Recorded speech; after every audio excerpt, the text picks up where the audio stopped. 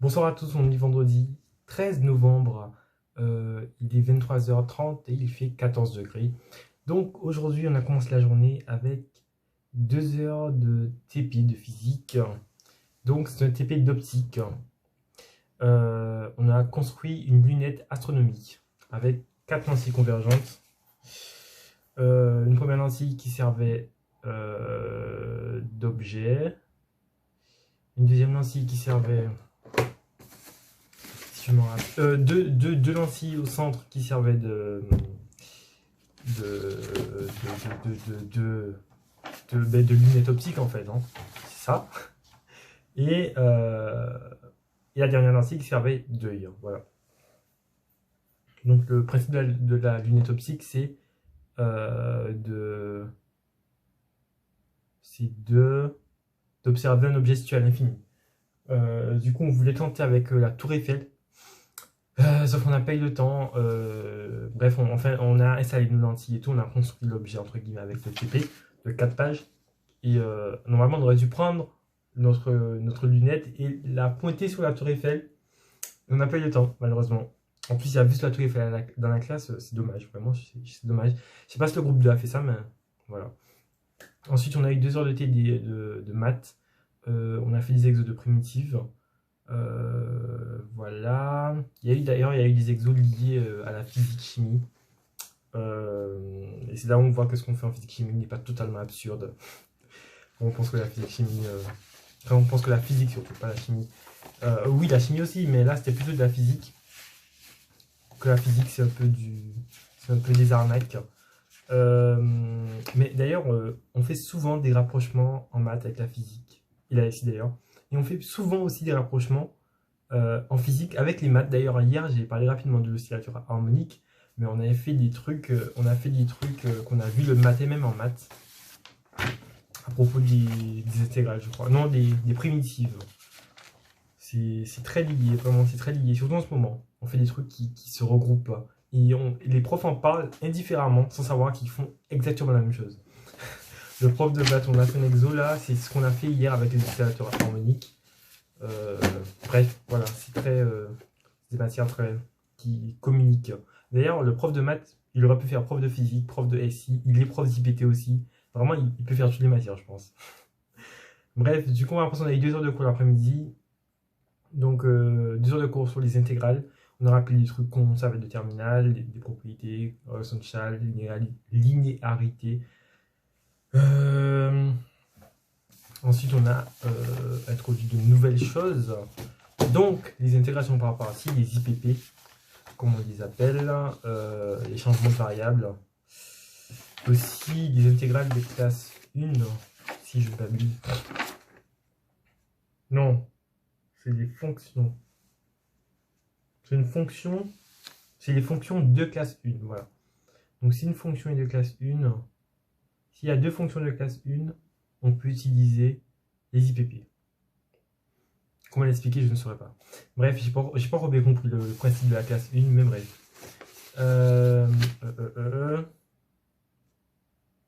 Ah oui, et aussi, le prof nous a un peu expliqué en quoi la méthode des variables séparées qu'on fait en physique pour démontrer, pour résoudre une équation différentielle, en quoi la méthode des variables séparées est légale quand on déplace les dt, qu'on dépasse les dA, les du, bref. Voilà. Ça, c'était avec le changement de variable, notamment. Bref, ensuite, DSIPT. Alors, il est où ce DS? DSIPT, le sujet, c'était élections et statistiques. Sujet très d'actualité. D'ailleurs, allumons cet ordinateur. Donc la première partie, c'était des opérations et fonctions classiques. Bref, c'était ce qui était entre guillemets à apprendre. Il y avait quelques modifications.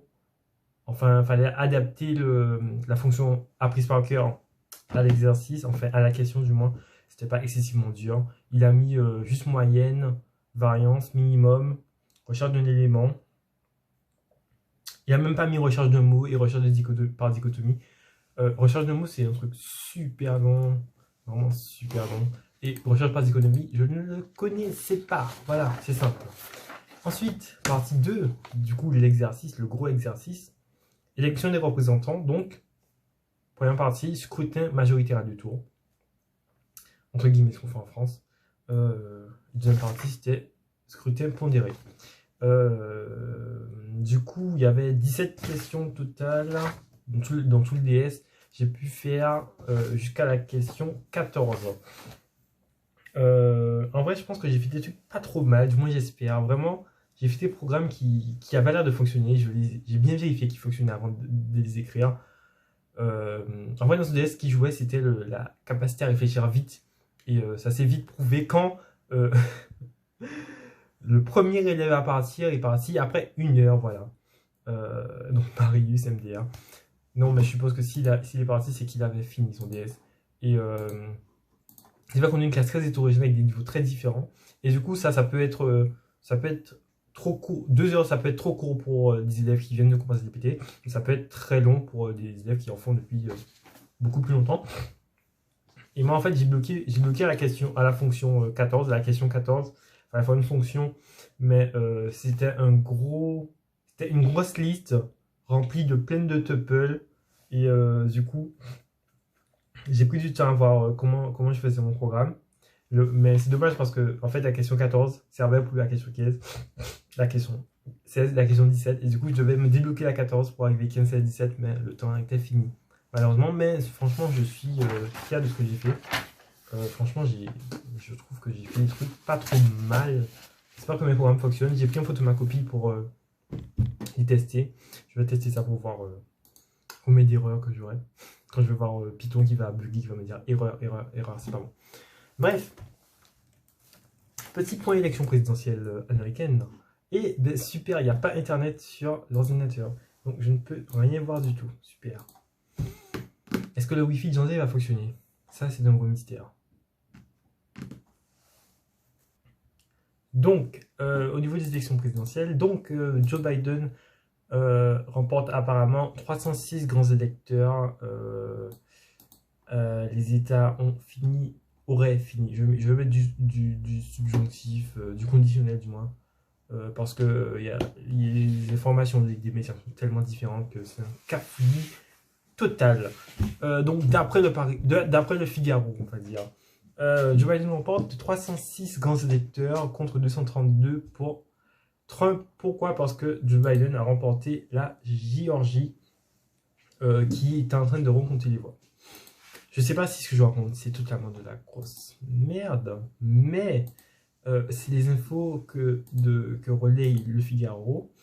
Malheureusement, c'est très difficile d'avoir des infos fiables, visiblement. En tout cas, pour l'instant, on est à un total de 77 millions de voix pour Joe Biden, le vote populaire, je parle, et 72 millions de voix pour Donald Trump. C'est un record historique de participation, de voix, mais on a toujours une différence là de 5 millions entre Biden et Trump. Voilà.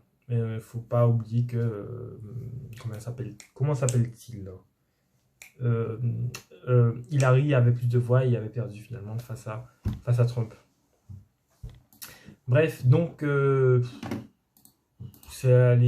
chiffres confirment la victoire de Biden, mais évidemment Trump n'accepte pas cette défaite et donc on attend sûrement la décision de la Cour suprême parce qu'il y a des enquêtes en cours sur des fraudes présumées et apparemment Trump aurait des preuves. Bref, on verra par la suite.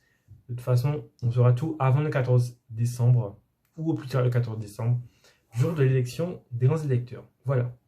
D'ailleurs, je vais faire une petite référence au vendredi 13 novembre. Le vendredi 13 novembre, ce jour qui pour moi n'est pas forcément bon, ça dépend des années. Mais aujourd'hui, que ça va très bon avec le DS de disputé parce que je trouve que ça s'est bien passé. Après, si ça se trouve, ma note ne va pas correspondre à mes attentes. Du coup, ça se sera mal passé. On va le savoir dans une semaine ou deux. Mais je vais jamais oublier ce vendredi 13 novembre 2015 que la France n'oubliera pas. Dans l'après-midi, je me suis cassé le bras. Et le soir, j'étais Le soir, j'étais devant ma télé, sur les chaînes d'infos, en train de regarder les catastrophes du Bataclan. C'était un jour terrible. Je me rappelle, j'étais devant la télé en train de bander mon bras qui était paralysé, limite. Vraiment, je bougeais mon bras, j'avais hyper mal. Mais ça a été mieux, mais c'est pas l'important n'était pas moi, évidemment, mais de tout ce qui se passait en France à ce moment. C'était un vendredi 13, voilà. Et c'était un jour de match, il y a eu des explosions, c'était le Bataclan, il y a eu des explosions au Stade de France, et puis il y avait les fusillades sur les terrasses, bref, enfin des fusillades, oui des fusillades, des tirs sur les terrasses. Bref, voilà, sombre histoire. Et avec ce qui se passe en France en ce moment, avec le risque terroriste, ah là là. Et, et j'espère que votre vendredi 13 aussi a été bon, n'a pas été mauvais en tout cas. Je vous le souhaite, si vous voulez en parler. C'est en... Lol, non mais bon, vendredi 13, je sais pas si ça marque les esprits. Enfin, est-ce que vous faites partie de ces gens qui voient cette date différemment? Est-ce que vous faites partie de ces gens qui jouent au loto ce jour-là? Voilà. Je pense que ce sera tout pour cette vidéo. Demain, DS de SI de 10h à midi. Je vais me coucher. Il est bientôt minuit. Demain, je me réveille à 8h. Vraiment, ça fait plaisir de commencer à 10h. Ça fait très plaisir. Bref, bonne soirée à tous et à demain.